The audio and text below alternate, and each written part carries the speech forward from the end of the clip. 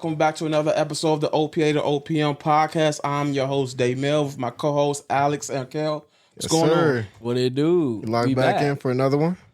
Yes, indeed. Yes, indeed. And today we have an incredible guest. A little different than what we normally do. We have an artiste in the building today. What's going on? Welcome, my guy, Dominic Nerd, the poet McDonald. How you doing, bro? I'm good. What's going on, everybody? Full government. Bro. I mean, it's fine. It's on my book, so it's all good. Solid. Big All right. dog. Hey, bro, yeah. I'm going to introduce the guest properly, make this seem professional. Because sometimes we don't seem professional at times.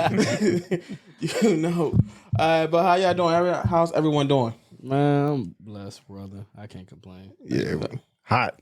It's hot out That here. is very much true. It is very, very hot and humid in the DMV area. How you doing, bro? I'm doing okay.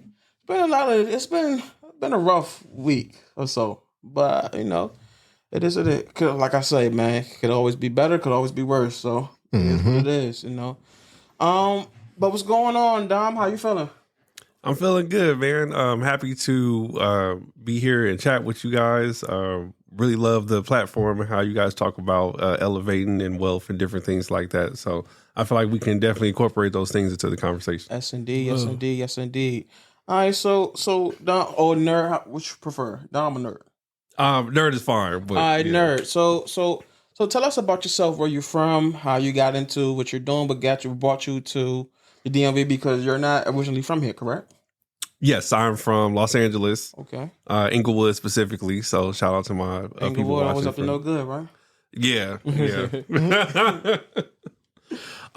But yes, originally from LA, born and raised, came out here in 2019, right before the pandemic.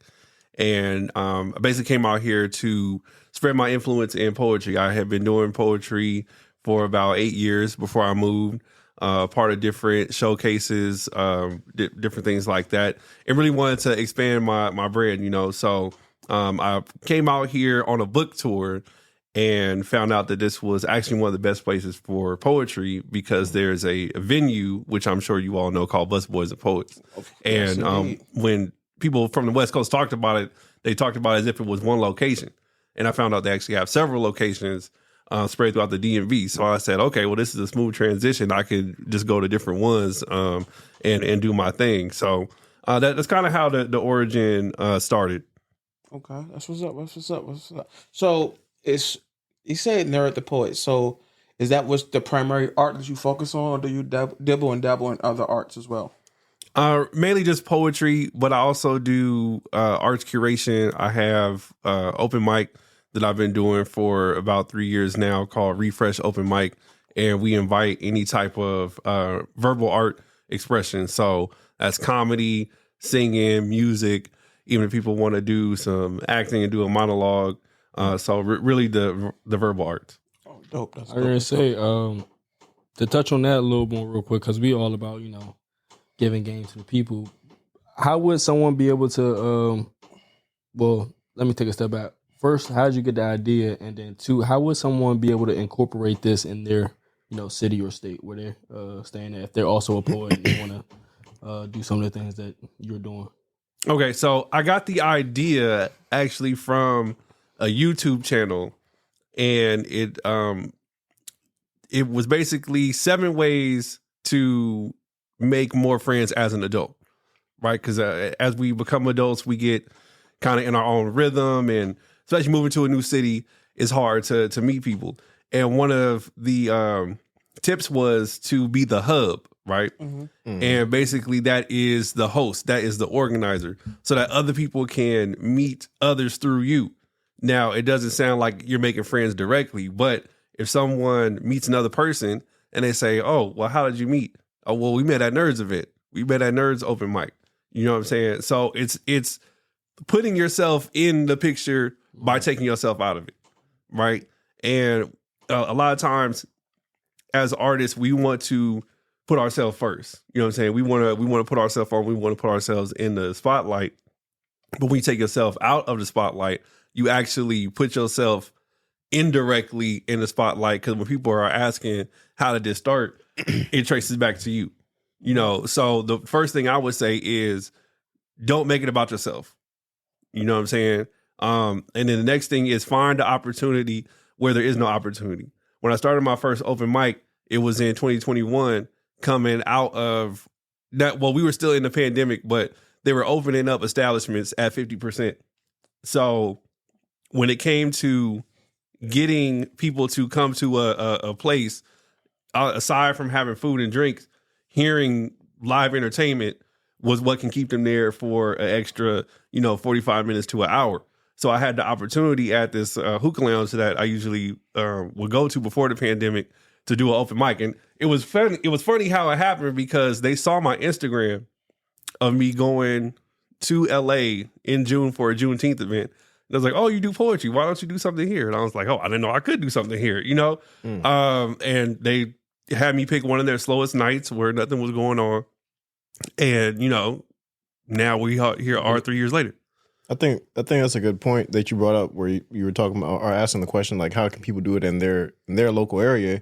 It's how do you add value to somewhere that's kind of like not as popping, or what's something that they can add as an extra value to their customers or their clients and stuff like that. And like you said, no, my bad. I didn't mean to cut you off, but I was just going to like commend you because shoot, those some tips we could take as business professionals and salesmen or whatever our business might be in. Definitely. Find an area where they're lacking in something and bring that need to them. But my bad, bro. What you saying? No, it's exactly that. We're like, at the end of the day, where you're able to find a low point in their business. Like it kind of reminds me of like Google Maps. When you go into Google, it'll like you go to you'll search something and it says this is busy during this time and it's not busy during this time. And you can fill that time where it's not busy. They're like, we're not losing anything. Right. So you just kind of go ahead and do your thing. But that's your time to kind of now like shine and show exactly what you can do. And who knows, you might come across somebody who's interested in that thing. It's like, I didn't know they offer that here. Now that's a whole new revenue stream or opportunity to, one, meet people, but two, for that establishment to start saying, hey, we offer this in addition to something that we already do. Okay. That's dope. So let's go back to, when did you fall in love with poetry? I fell in love with poetry when I heard my first spoken word. The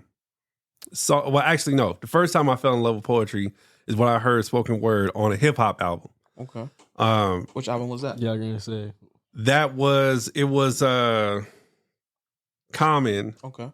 I think it was like Water for Chocolate. It was a poem called My City. Yes. By Malik Youssef. Okay. And usually, in hip hop, you have like the metaphors and things like that and the bars and stuff, but it's like you blink and you miss it because it's to a beat, so I got to go with the beat. Right. I remember my uncle played that for me, and he was like, "Yo, do you know what this means?" You know what I'm saying? And I was like, "Yeah." And he was like, "Oh, but it also means this," So then I found out you could do different things with wordplay and language, and I was like, "Yo, that's dope." So every time that it would play in the background, I would catch it. You know what I'm saying? Because it's like that. What's it called? The red car theory. Like you see a car in a color that you want, and then afterwards you can't stop seeing it. You know what I'm saying? So from there it was Def Poetry Jam. Then it was when they used to do poetry at Showtime at the Apollo.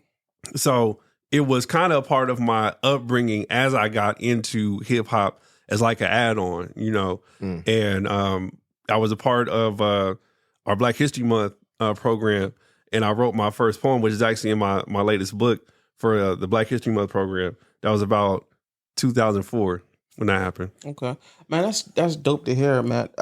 Like if we go back to that era, that there was a lot of things where poetry was it was mainstream at one point. You had, like you said, Def Poetry Jam, I should say.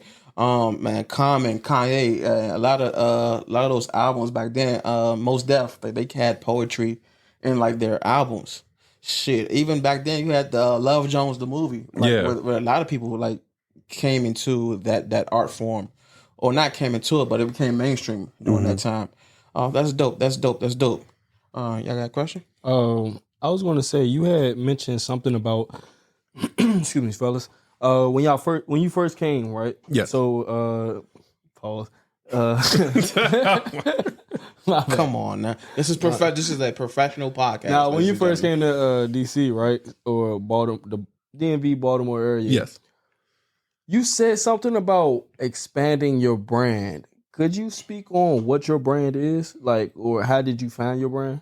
Right. So I like to call myself a lifestyle poet, and that's like a little bit more elevated than street poet. But, when you think of street poets, you think of the people like on the corner, on the soapbox, you know what I'm saying, just spitting in the cipher to whoever. Mm-hmm. Lifestyle poetry is like, I'm a mirror to what goes on in life for myself, for friends, and for things that I've seen, and that is the brand. Like, what is life to a young black man growing up in the inner city, city of LA, trying to get education, trying to make a way where it's no way, trying to prove himself when, people discredit him because of his skin color and so on and so forth. Finding love, coming of age, like different stories and different things that I've seen and gone through, I put into poetry form so that no matter where anyone else is or what their walk of life is, they can connect to it. I love that because you make it relatable, and you're I don't want to just say being vulnerable in a sense, but you're allowing people, I guess, to experience something through your eyes or through your experiences or through experiences that you heard from other people. So Sincerity. Yeah. Okay. You said 3 years ago you started your open mic. Where is your open mic located exactly? Like what event or venue? So right now I have it as a residency. Okay. That's beautiful, bro. Right. It started off as a refresh open mic because in a sense I was refreshing the poetry open mic scene. A lot of, things were closed because of the pandemic. A lot of people went in a different direction. Some poets went digital. Some people just, decided to kind of take a step back. So that was kind of to give a sign of the times. And we did live events for about 2 years. And then I was offered the opportunity to do it at this venue space called the Consortium, which I do every third Friday, right there off of 2nd Street and D, close to Mass Avenue. Okay. No, not too far from Union Station. Okay. Oh, that's dope. That's dope. I was gonna say, could you explain to the audience what residency is and how it works?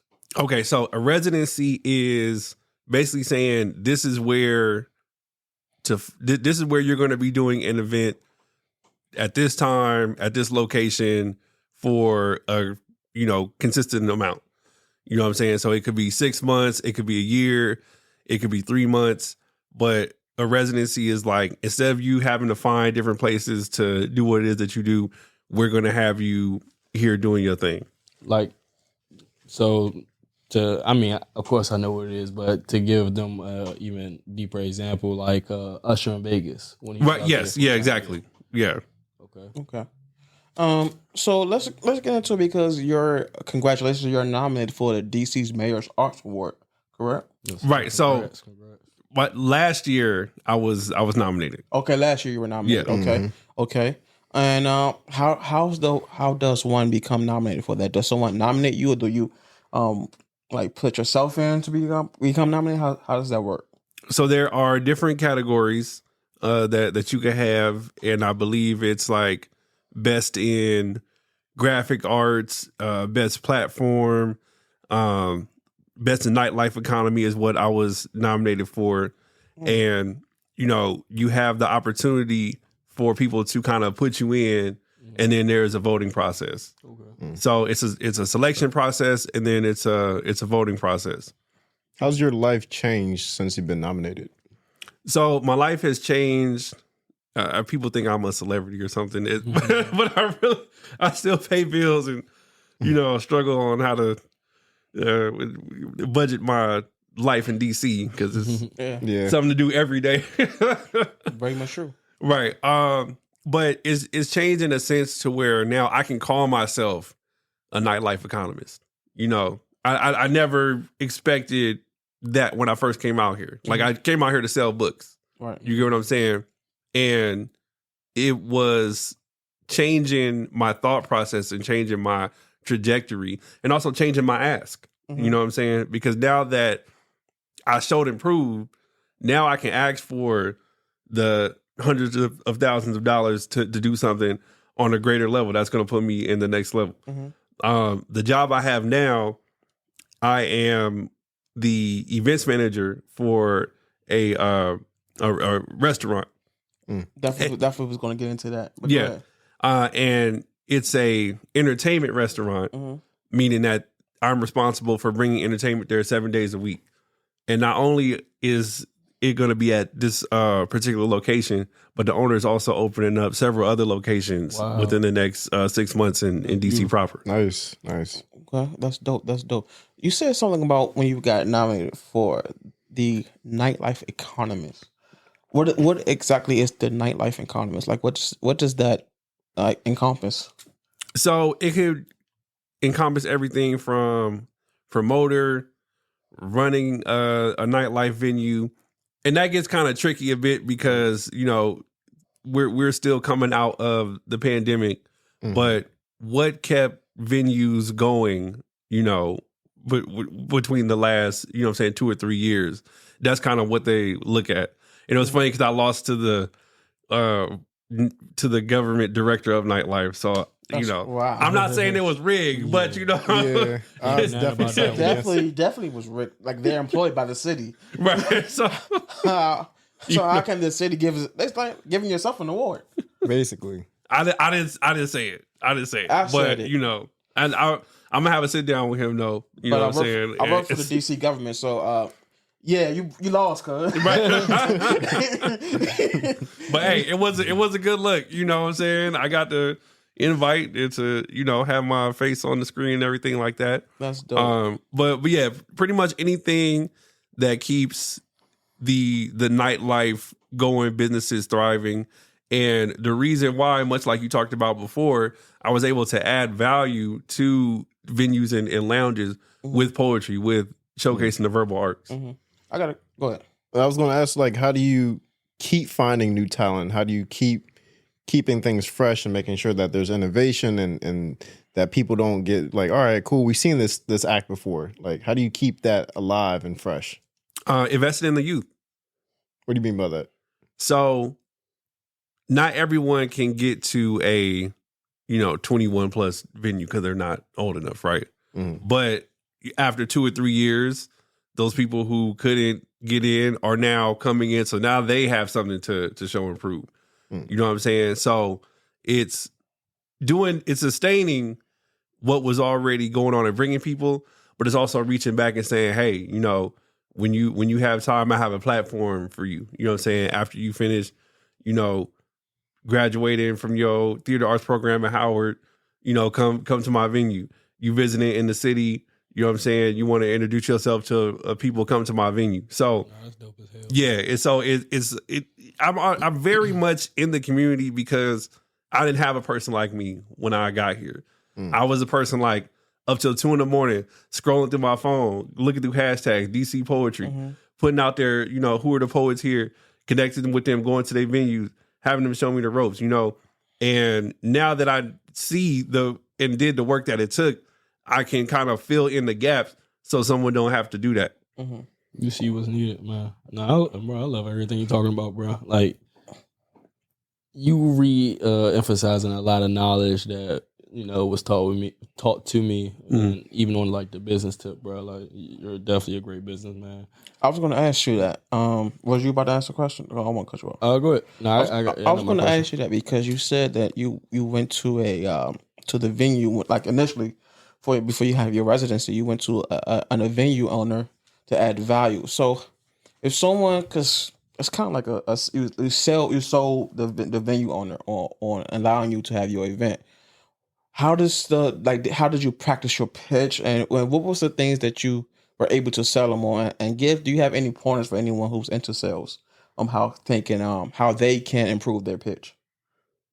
Okay, so I definitely ran it by a couple of people. You know, there is the vision, there's the ideation phase, and there's execution.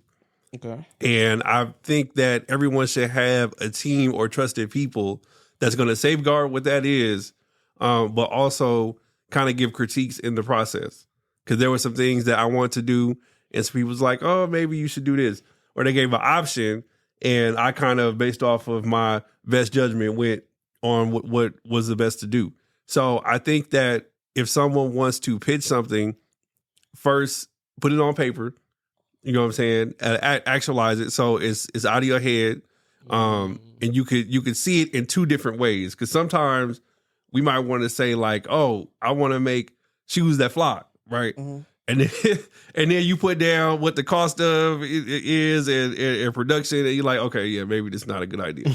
But maybe you do have somebody who could put that together, and then there you go. You know what I'm saying? So get it on paper. Have your people who can consult you on it, and then just pitch it with confidence. You know what I'm saying? Let the people know that you can deliver on what it is that you are intend on doing. Even if you can't. Like, it's people who have gotten, millions of dollars being confident about a business that hasn't even started yet. You know what I'm saying? So if they can have that type of confidence and get that type of money, why can't you? Mm. That's real. So I did have a question. I wanted to take a couple steps back though. Mm-hmm. You mentioned your book. Could you talk more on that and what made you even want to write or create a book, and how that even led you here? Like, what opportunities have writing a book, or what more so not even opportunities, but what has writing a book taught you? Right. So, first of all, writing a book, again, changes your ask, right? Because it's a difference between featuring someone who you could find on 13th and U doing poetry versus featuring someone who has a product that someone can go home with, be inspired by, so on and so forth. So I wanted to have a product that would, increase my value and increase my income, be another stream of income, but also to leave a legacy. I studied English at California State University, Long Beach, and I just thought of, we're looking at poetry that tells a story years beyond of when we have ever seen, right? But we can visualize it and see it because they wrote about it. They wrote their own story. So, I took that same concept and I'm going to write my own story. Even if only one or two people hear it, they're going to see what life was in, 2015, 2019. You get what I'm saying? And maybe that will inspire them to do something else. So I sat down with a friend who also published a book, because I definitely was scared of the author process. I was like, I don't even know if I'm worthy of writing a book, so on and so forth. Mm-hmm. And they were just like, no, all you got to do is format it, get it edited, find a book cover, plug and play. And I was like, okay, well, that doesn't seem that far-fetched. And I produced my first book, self-published in 2015. Nice. And that, again, that was the gateway to me touring, because now I can say, hey, I'm a touring published author. Let me get some time on your mic. Let me know where the open mics is at. And I didn't have no issues with nobody. How'd you get on tour? I created my own tour. Yeah. I was my own. Listen, I was my own. I was my own booking agent. I was my own accountant. My own, admin, because I had the time to do it. And people think that being a full-time artist is just like people come to you and you just accept a booking or not. Like, no, you gotta market yourself. You gotta brand yourself. You gotta make connections. So I did a lot of work, but it's real simple. It's just starting a conversation and being confident and saying that this is what I want to do. This is how I'm going to deliver it, and showing them what they want to see. Some people want to see pictures. Some people want to see a sample of your work. Some people want to see YouTube. I just was like, all right, I got all that. What you want first? Man. Okay, that's dope. My fault. No, you. I'm sorry. I'm texting somebody. Cool. So, When I got a question, my question slipped my mind. I gotta text this. Yeah, I was going to get to the point of like when you're that all in one. Are you still that all in one? Like the accountant, the booking agent, all that stuff for yourself, or do you have a team now? I don't have a team, but I'm working towards one. You know, I'm just trying to find. I'm trying to find who can see the vision. You know, I don't believe in people working for free, and that was the issue at first. I was like, you know, if I could have a little assistance, like a little, you know what I'm saying. Yeah. Even if they do offer that, it's not going to be done right, and if it's not done the way you want it, well, their rebuttal is, well, you ain't paying me, so what? You know what I'm saying? What are we arguing about? You know what? That's crazy because I find that my fault to cut you off. I find like people who do offer things for free, you're giving them an opportunity to learn. Like they're learning on the job because someone who's professional at something, they're not doing it for free. Right. They definitely want to charge. Exactly. Right. And they charge them a nice little penny. Yeah, but at the same time, it's like, because I'm going through this as well, where it's like you're trying to have that balance between, and we were talking about the business funding and stuff, where it's like you're trying to have that balance of, all right, everything's on me, but I'm also trying to pocket everything. But I don't have enough money to keep going because I'm pocketing everything or putting out all the money for everything. But if I got that extra piece or that extra person that can help me with this process, then it could really scale. So it's like, I guess it's like that phrase, like you got to cut your teeth, where you learn what's a good accountant. You learn what's a good booking agent. You learn what's a good person who can do these things by doing it yourself. And you're able to start saying, hey, I don't like the way that you're doing this. I may need to go into a different direction. Is that something that you're experiencing yourself? Right now, to put it how you were saying it, I'm learning how to duplicate myself. Right. So by me doing it, I'm now setting the standard of how I like it. And then when I bring someone in, I can say, hey, can you... So you're creating your own systems. Yes. But so it was something very key that you said earlier, and I don't know if you do it with this process as well, but you said write down your ideas because they basically don't become real until you write them down. Well, could it be the same way with your process and your operations of how you like things done? That way, once you see it on paper, you can always go back, edit it, add stuff, take stuff away. But when it's time to implement somebody else into that process, bro, you got the whole map right there. Yeah. Yeah. Actually, you're right. You're right. I do think I need to do that. And I think that's a bit of, you know, sometimes in elevation, we do get the imposter syndrome. But we also need to know we have to take ourselves as seriously as we're asking other people to take us seriously. Ooh. That's a bar. That is a bar. So, you know what I'm saying? The poet. That is poetry right there. Nah, for real. So, you know, like amongst the homies, we could be like, yeah, I think I need an assistant. They would be like, oh, no, you don't need, but it's like, no, actually I do, because I have these things, and you know what I'm saying? They're not doing the work, so they don't see like what it takes. But in actuality, that's what you really need to sustain. I think we need to have those conversations with ourselves, like, yeah, I actually do need someone to come in because I'm losing so much on the back end by not having that. Bro, best quote, I can't even say that because I say that, I feel like, about a lot of quotes, but one of the best quotes I heard this year was, do less to make more.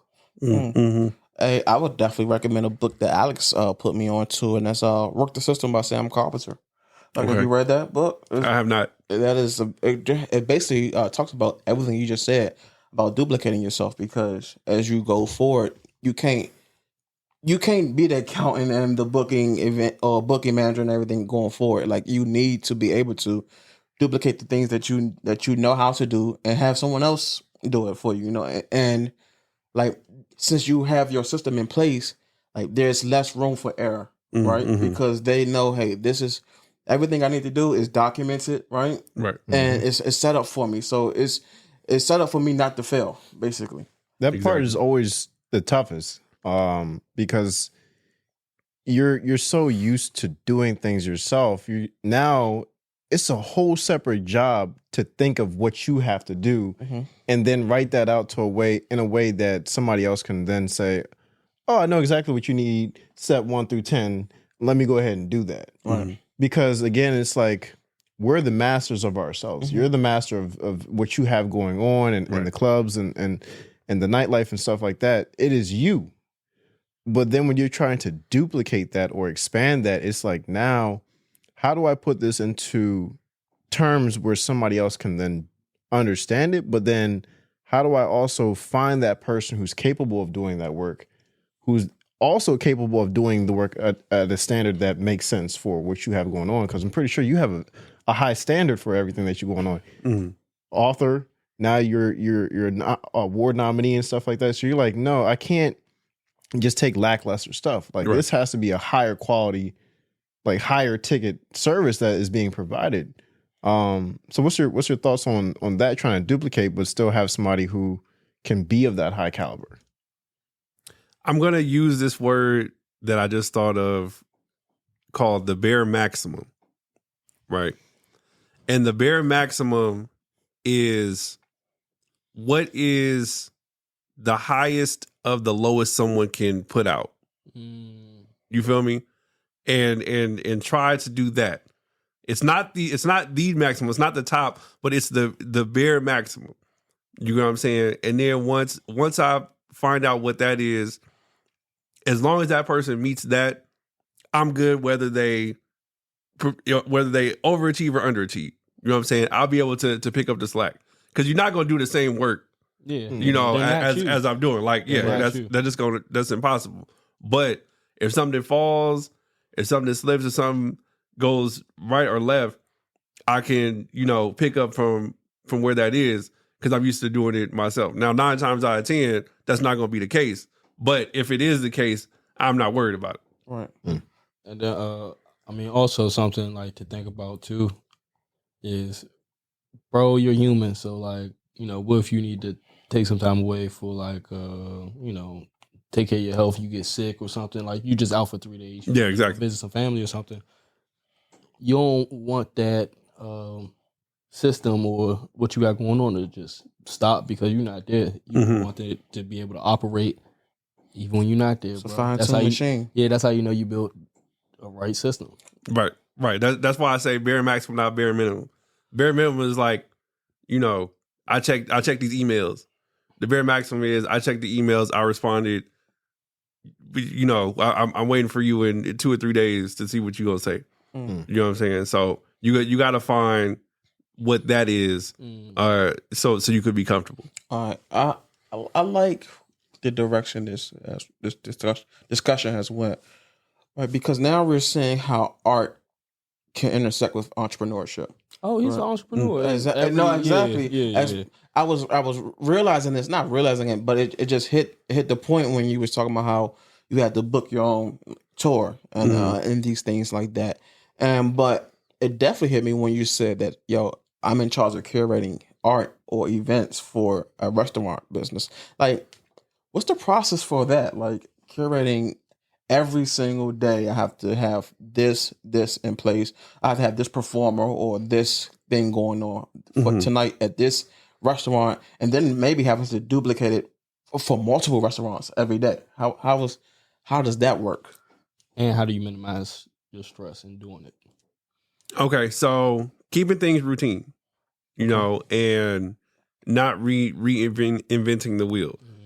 Once you find out how an open mic runs, you're like, all right, 2 hours. I need a host. I need a feature.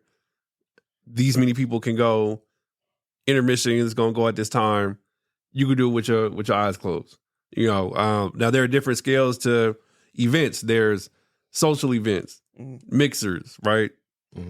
People are providing their own entertainment because they're entertaining each other with conversation. All you need to do is come in and say, hey, you know, I'm this person, do like a game or something. Let them get back to doing what they're doing.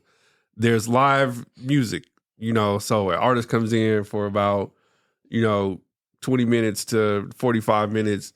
They play, everybody's entertained, go back to the mixing and mingling. Open mic, these people come in, sign up, do their stuff, close by this time. So keeping that routine on a consistent level is really creating your base. Now, the only determining factors are if you're bringing like a special guest person that need, that wants to come in, they want particulars, they want to get paid at a certain rate. Those things can be a little tricky. So, what helps manage stress, whiskey. No, just playing. That's just helped me. But communication and planning early. Like if you have to do events every week, then by the first week you should be done planning week 3 or week 4. I like that. You know what I'm saying? Also being able to pivot. By me being an entertainer, being a host, if my entertainment or my host drops out, then I can come in. You know what I'm saying? Then I can shift it to, do we have any talent out there that wants to come up? You know what I'm saying? Like and it's funny, when I started my first open mic, it was just me. I didn't have no DJ.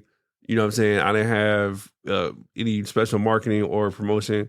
I literally did everything myself. And it started off with a conversation. I even started getting into like stand-up comedy just to have some things to fill up time. Because everything is about a conversation and how, mix that with music, how you take your breaks, have people get their food and drinks and stuff like that. So, it really becomes a routine if you know what you're doing. Mm-hmm. Okay. No, that's dope. One question I did have is, how did you come up with the name Nerd the Poet? Okay, so it originally was just Nerd. And this is a interesting story. So I took how we view the N-word, right, as a derogatory term that we turn it into a positive with the name Nerd, because I was tall, skinny, with glasses. So that's what constituted a nerd. You know what I'm saying? Back in the 90s and the early 2000s. And so I just took ownership of it, because I'm like, well, if you're going to call me this anyway, by me just sitting here breathing and existing, I'm going to make it something positive. He's a nerd, but he raps, but he is very well spoken. He's charismatic. You know what I'm saying? He's a nerd by his own definition, not how we call him.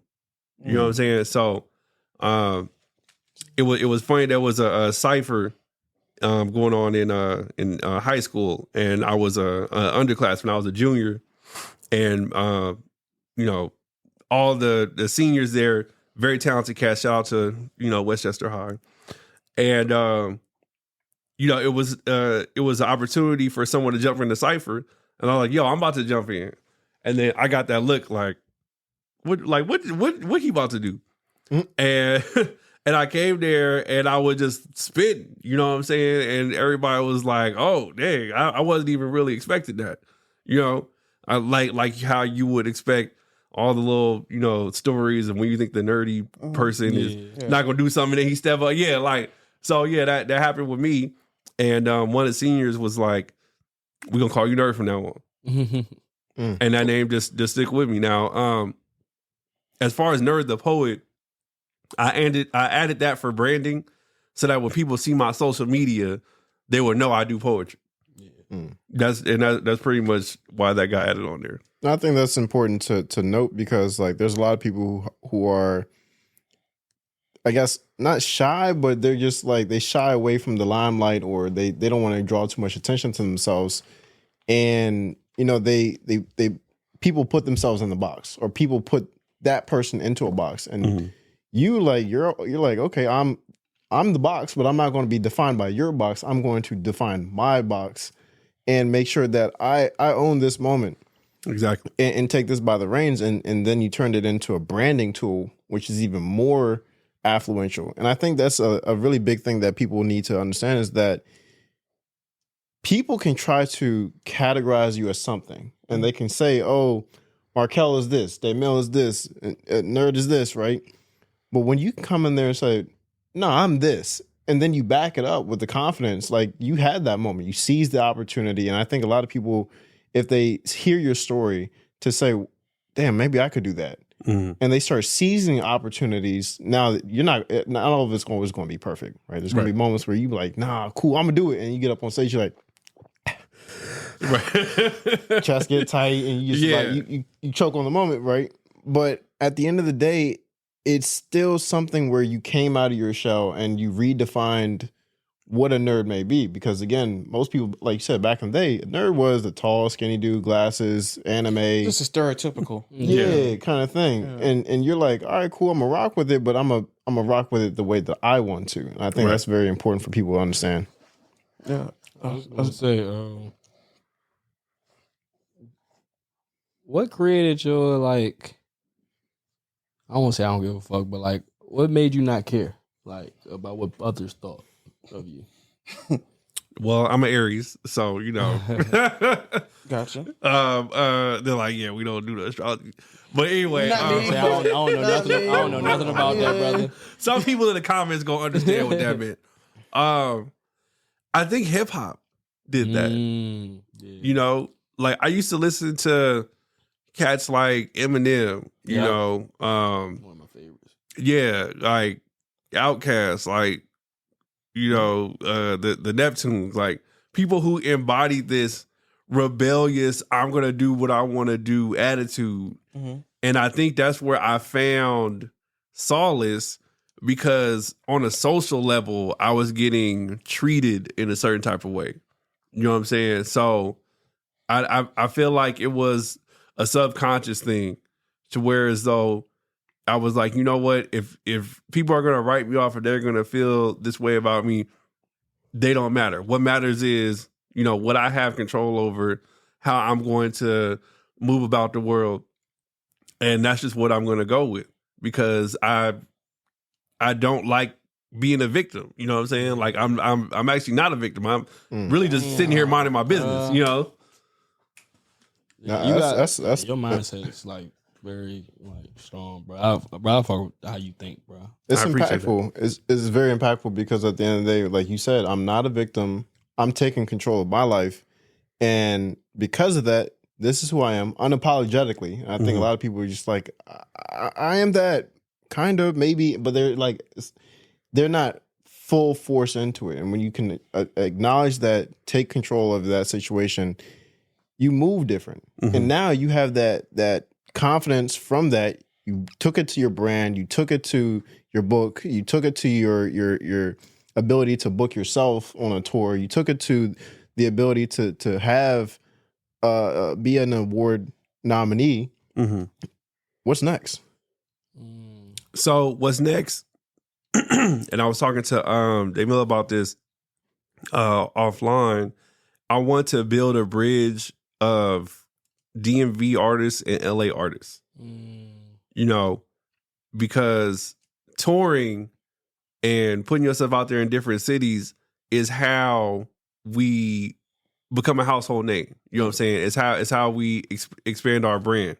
And again, building that bridge for others, as someone who had to do that for themselves, is like the concept of it's called Sankofa. It's looking back while moving forward.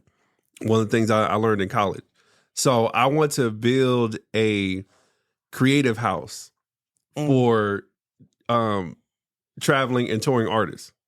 You know what I'm saying? So instead of like, you know, you get like the concept of like an Airbnb, except it's for artists specifically. So you don't just have a place to live, room and board. You have a place to create. Yeah. You got a studio to do digital content. You got a place to record. A content house. Yeah. Yeah, I'm right there with you, my guy. That's been on my mind a lot lately as well. Right, and I got the concept from DC, because what does DC have that connects the U.S. to the world? It'd be me. We're from here. Politicians. I want to say government, or what should embassies? Right. Yo, that is very, very true. I didn't think of that. Right. So, you know, it could be like an embassy for creatives in another state. Damn. I like that idea. Yeah. I like that. I love that idea. All right, cool. Since you went into that, I didn't know if you was ready to announce that. Let's get into it, right? Okay. And so, I love the idea of building a bridge from one coast to another, and so like, what's the art? I shouldn't ask this because it's LA, so we know Right. that the art scene is just it's home of Hollywood, Yes. and many of the most famous record labels. So like, what is the scene of someone from in Hollywood and LA? I should say. So it's very big on the music industry, right? And More so than Hollywood, more so than film. well, when it comes to the arts, Okay. right? When it comes to the arts, now film and things like that are incorporated.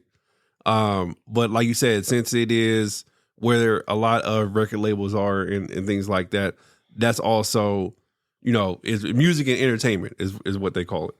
So you have a lot of dope singers, dope vocalists, rappers. Yeah, you got your Kendrick Blue on. Yeah. Kendrick Blue. Or Nipsey Blue, whatever you want to call I say it. Nipsey Blue because Kendrick from a red neighborhood, correct? Actually, yeah, Kendrick I is. really don't know. Kendrick I is from Compton. What is Not like us, the hottest thing out. yeah, I'm tired of that song too. I'm not.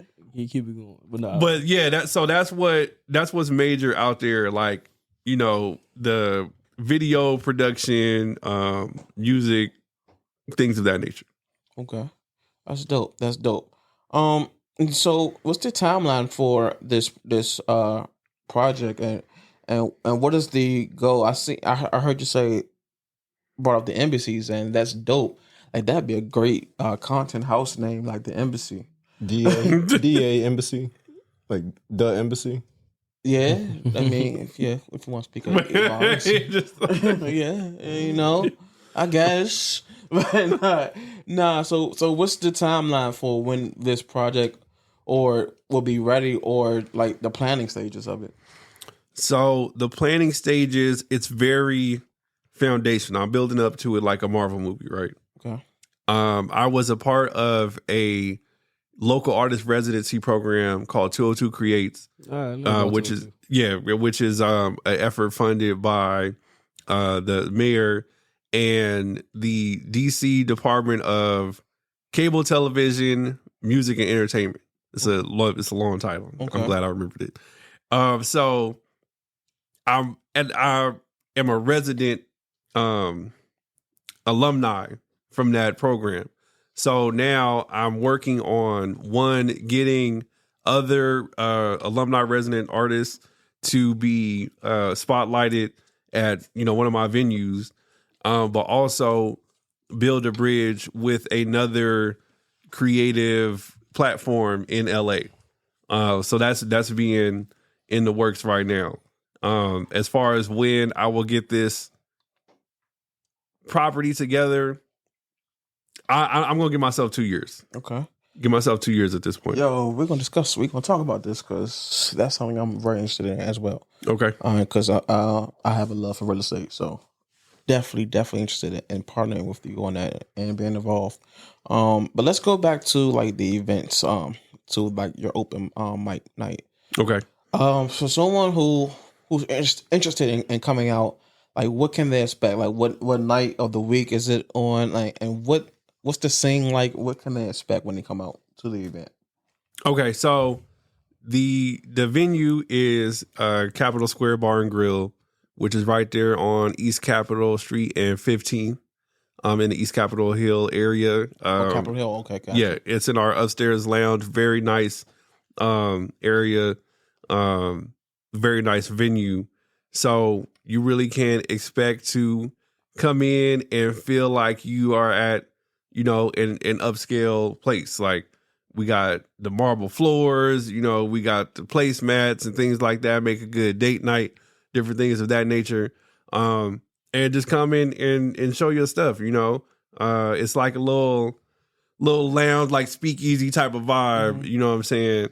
And this is another thing that I like to ask before I go to a venue. Like, is it an upscale venue? Is it a poetry venue? Because when we think of poetry venues, we think of like hole in the wall. Yeah, yeah, like coffee shops, like place where you can go and yell angry poems, for 5 minutes. You know what I'm saying? So and that's one thing that I started seeing when I got out here was like the upscale like poetry. I call them like poetry clubs, you know. But I was like, yeah, that's pretty dope because it's adding some prestige, it's adding some maturity to the poetry platform. You know what I'm saying? Like you still getting good content, but like Right. you know, different aesthetics. Okay. What night is it? Did you say what night of the week you That's gonna be every other Thursday. So I believe we have it now for second and third Thursdays. Second and third Thursdays. That's dope. That's dope. And my follow-up question to that is, say if someone wants to perform, how do they sign up to perform? Our show starts at 7:30. Sign up start at 7. How would somebody reach out to you if they like just wanted to not necessarily just get in contact with you, but like wanted you to see their talents or their artistry, and you know, so you could possibly place them at any of your other spots? So I'm available on Instagram at Nerd the Poet. That has my email address and information on there. I also have an artist LinkedIn, which is Dominic Nerd McDonald. So any of those mediums will be the best way to get in contact with me. That's dope. That's dope. That's dope. And for now, you'll be talking to my assistant, which is me, until I get a real assistant. I like that answer. Yo, so but you said something about a book earlier. So what's the name of your book, and where can people find the book as well? Okay, all right. So I'll do the book plugs. I actually have 3 published books out right now. The first one is The Love Song of D. Nerd McDonald, which I published in 2015, which is a poetry book about my experiences with love and relationships. There's a collaborative book that I did with 2 friends who are poets back in LA called Heaven's Epitome Realized. That's a book of poems dedicated to honoring Black women. And the recent one, I'd Rather Be Called a Nerd, is through a small publisher called Day 8, based out of Northwest DC. And all of these are on my Instagram, or you can go to allmylinks.com/nerdthepoet. That's dope. That's dope. Yeah. That's dope. Anybody else got any questions before we close it out? No, this was great. Yeah, no, this was actually one of my favorite episodes, bro. Shout out to you, brother. I appreciate that. I appreciate that. Shout out to y'all, you know, strong Black enterprising men doing positive things for the community, man. We need to see that in person and, you know, on digitally. Appreciate that. Exactly. I appreciate that. Yeah, positive Black man. That's what's up. I appreciate seriously, bro. I do appreciate that, man. Yeah, man. I think it's time that we do celebrate Black men more. You know, instead of the very typical things that we know that are shown of us through media, right? Yeah, men ain't shit. Men ain't. I ain't even gonna say just the men ain't shit, because that's but you know, this, like, we're not all in prison. We're not all deadbeat fathers. Exactly. Some of us are very articulate, so we know how to talk, and we're not ignorant. Mm-hmm. You know, there's more to us. Yeah, we're professional, right? You know, and we can be leaders. We can be nurturers. We are leaders. Oh yeah, we are leaders. You know, definitely. So I appreciate that, bro. Appreciate you too. Appreciate the love. Appreciate the compliment. Alex, you got anything to close it out? Or do you want me to just go ahead and close it? Just in the button. I'm just saying. No. Nah, yeah, I got it. So Nerd, appreciate you like being on here, bro. Like at the end of the day, you show what it took for you in your journey and your success to go from being labeled that person as the nerd, then being labeled that person as the author, then being labeled that person as the poet, the traveler, the extraordinaire. Mm-hmm. And so now you're starting to share your story with other people that's going to resonate with those other audiences, and allowing that person who might be watching this to say, look, I want to be the next nerd. I want to be the nerd next whoever that is the person to define themselves. And at the end of the day, what you're doing is turning that experience into a business, into a brand, into a label that is now inspiring other people to really get to that next level. and you're taking that next level and making the profit or the revenue that you're doing it. So when you combine all that stuff and really understand the magnitude of what you're presenting to people, the legacy that you're presenting to people, you're really able to turn other people's audience to other people's money, because you're saying, look, I want to be that bridge, the embassy to other people from LA to here. And now you're able to allow them to be into the limelight and allow them to make their own headway. So appreciate you being on OPA to OPM. This is the perfect example of what that is. Well, appreciate Yes, sir. appreciate Yes, sir. Appreciate. I thank you for those who have tuned in, and thank you for those who have followed us to the end of the episode. Please hit the like button. Please hit the subscribe button. Please hit the notification bell. All right? And peace for everyone here. Peace. Peace. Hey.